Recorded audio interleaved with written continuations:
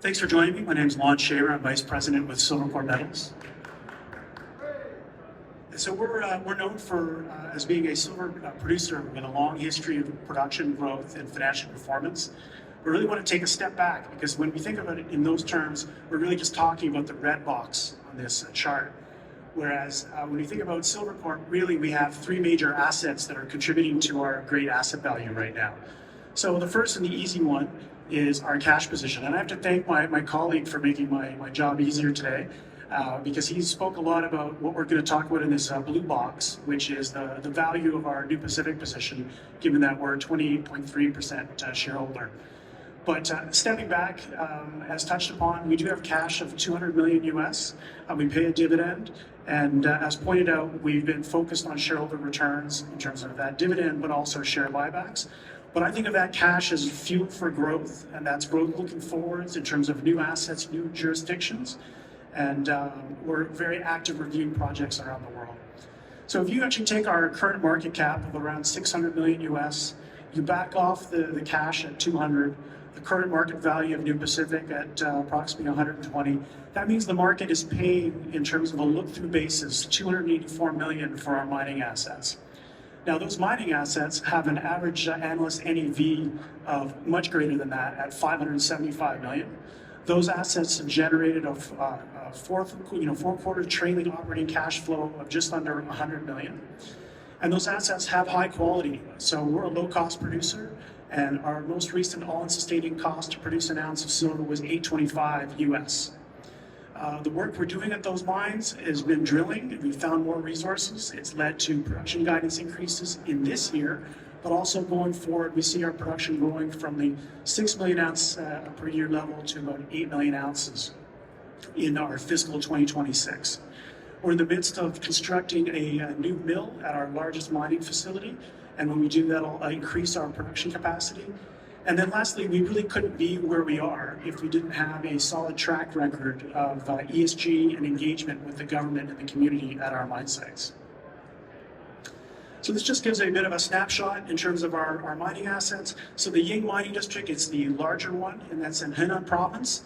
And it's actually 7 mines that feed into 2 milling facilities. The smaller mine, the GC mine, is in the south there that you can see. And it produces, just like Ying, 2 products.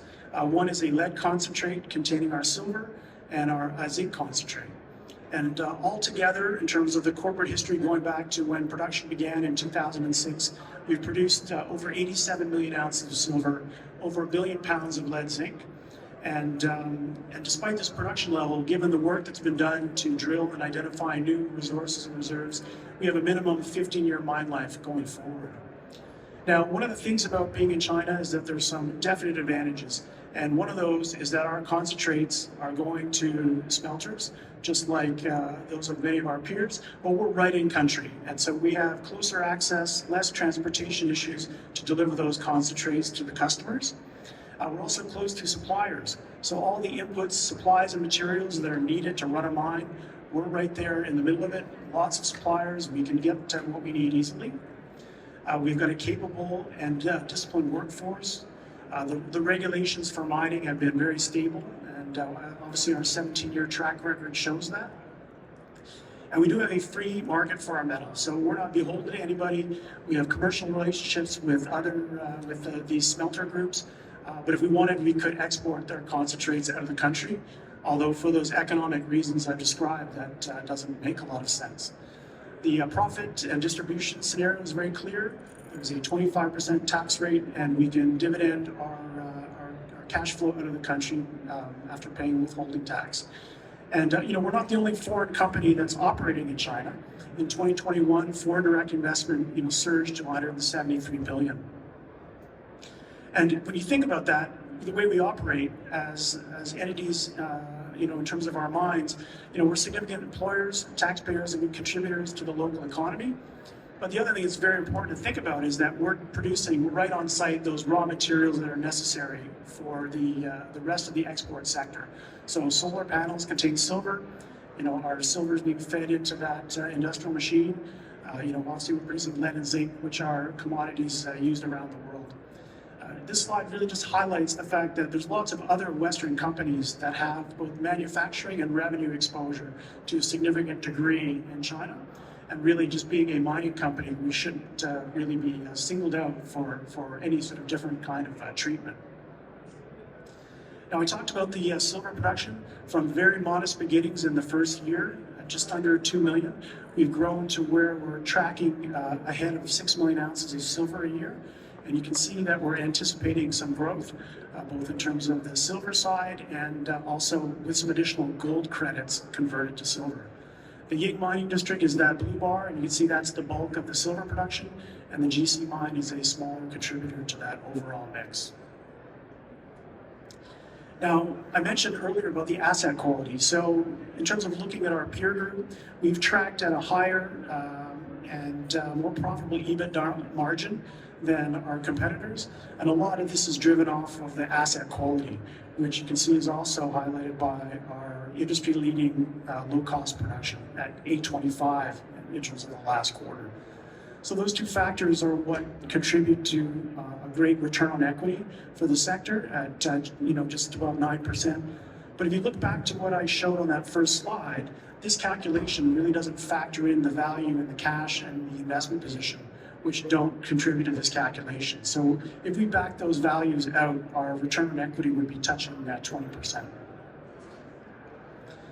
So that asset quality is what's given us a very attractive track record in terms of financial performance. And you can see from a quarterly adjusted net income, we've been profitable since 2014, other than one quarter.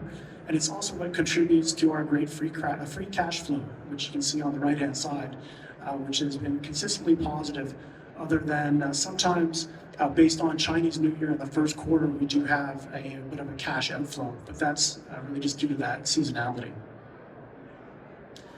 Now, what has that led to in the market? Well, I think this chart really speaks for itself, that compared to our peer group in terms of those dominant silver producers, we really are valued at the attractive end of the spectrum, both from a price to earnings and price to cash flow standpoint, but even on an EV to ounce of silver and an EV to EBITDA. And I won't complicate it too much, but again, a lot of these numbers don't really factor in our cash and our investment position in the calculation, which is sort of like gravy on top of the financial performance that we've delivered. Despite that production history, we've continued to reinvest, and you can see that from the last technical report to the one we just published for Ying in September, we've been able to maintain our reserve and resource base, with reserves essentially being flat at 115 million ounces. That's included in the M&I, but then the inferred resources on top of that. So we expect to be mining here for many, many years. I don't really need to spend a lot of time on this slide because, as I mentioned, Andrew touched on it in his presentation for New Pacific. But obviously, New Pacific has 3 projects, catalyst-rich. We're seeing a few of those catalysts that have just come out, but we're looking forward to a very exciting year in 2023. And as the largest individual shareholder with a 28% stake, we're very excited to see the value creation that's going on at New Pacific. So just coming close to the end here, just wanted to touch on catalysts. So for our current fiscal year, we're seeing increased production compared to last year. We're continuing to drill aggressively, so 300,000 meters in a year isn't really a lot for us, given the rigs and the team that we have in place.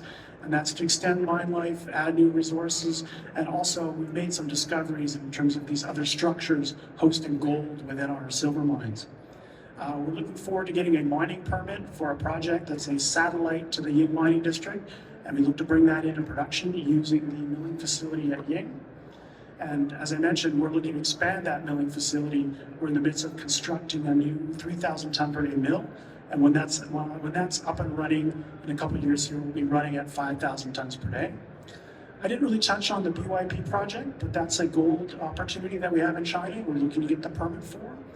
And obviously, New Pacific, catalyst rich, and I can't predict when we might have any sort of acquisitions to grow the company, but we do have a very earnest effort year in and year out looking at projects.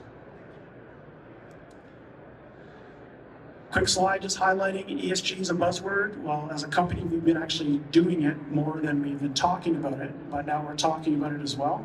So we have lots of programs in place, and I'd say some very innovative programs to contribute to the local communities that we operate in. And just to kind of wrap up on the capital market side, you can see on the left our top 10 institutional holders. On the right-hand side, we're covered by 7 firms, 6 in Canada and 1 in the US. And from a shareholder breakdown, we're approximately 60% retail, with the balance held by institutions and insiders. As mentioned, we have a booth. Please drop by and follow up with any questions. We'll be happy to chat with you. Thank you.